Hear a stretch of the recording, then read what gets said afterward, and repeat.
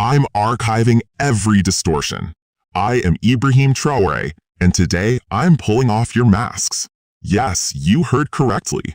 I, whom you call a young military junta leader, whom you brand as a dangerous radical, whom you serve up as an anti-Western dictator, am truth.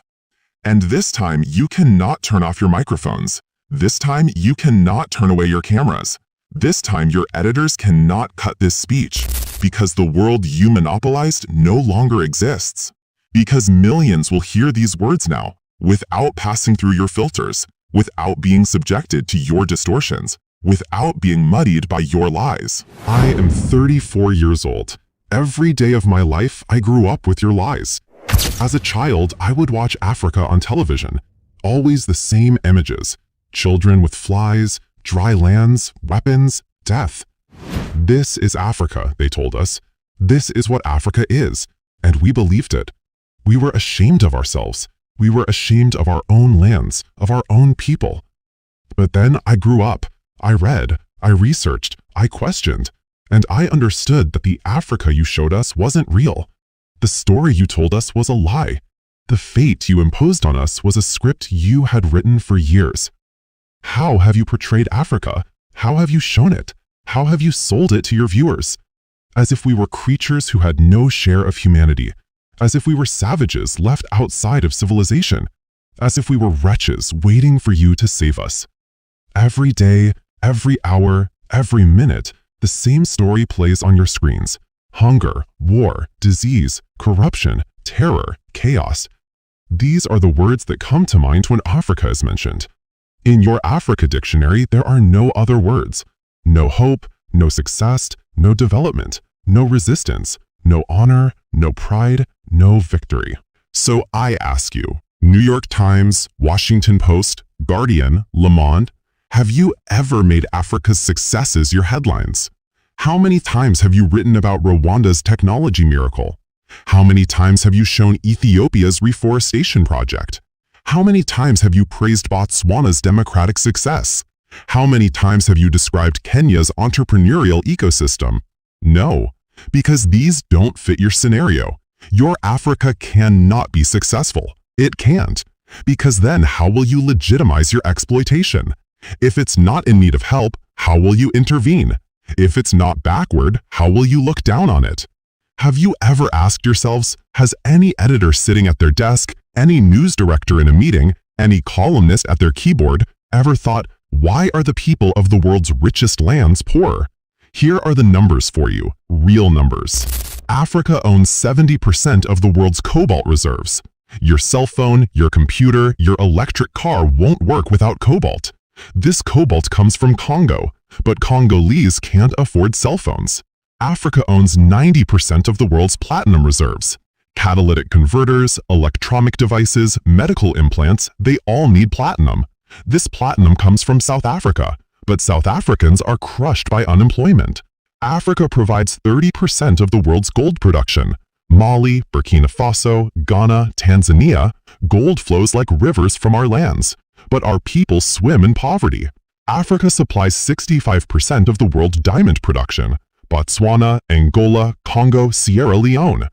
Billions of dollars worth of diamonds are extracted, but our miners live on $1 a day. Africa owns 35% of the world's uranium reserves. Niger, Namibia, South Africa. Nuclear plants run on our uranium.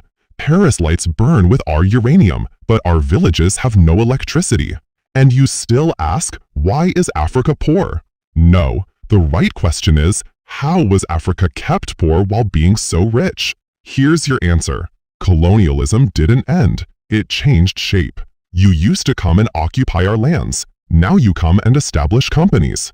You used to take by force. Now you make agreements. You used to rule with the whip. Now you rule with credit.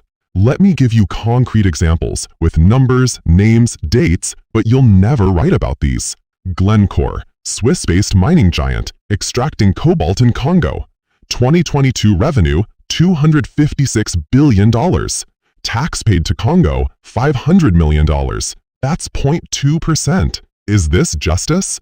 Rio Tinto, British-Australian mining giant, extracting bauxite in Guinea, 20 million tons annually. What's left for Guinea? Environmental pollution and cancer. Total Energies, French oil giant, extracting oil in Angola, Nigeria, Congo. 2022 profit, $36 billion.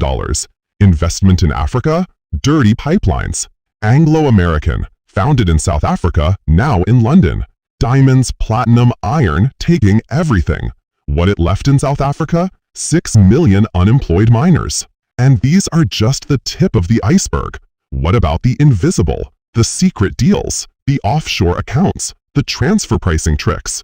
Every year, $88 billion in illegal money flows out of Africa. Who writes about this?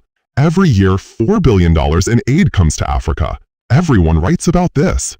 But no one says, Africa is not the continent receiving aid. It's the continent giving aid. While you zoom your cameras on swollen bellies, there's a huge system working silently in the background. Every day, tons of gold, diamonds, cobalt, uranium, oil leave our land. But how? Here is the system. Step 1. Create corruption. Bribe our leaders. Open offshore accounts. Promise them a life of luxury. Send their children to your schools. Step 2. Make deals. Get 50-year, 99-year concessions. Ask for tax exemptions. Be exempt from environmental rules. Ignore labor rights. Step 3. Control the infrastructure. Take over ports, airports, railways, but only from the mine to the harbor. Don't build roads to the villages. Don't bring electricity to schools. Step 4. Provide security. Set up private security companies. Arm them. Declare protesting illegal. Step 5. Silence the media. Buy local journalists, suppress opposing voices, serve internal unrest news to international media.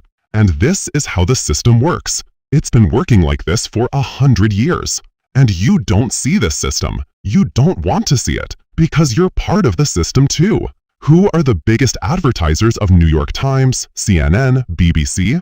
Oil companies, mining companies, arms companies, pharmaceutical cartels. Subscribe.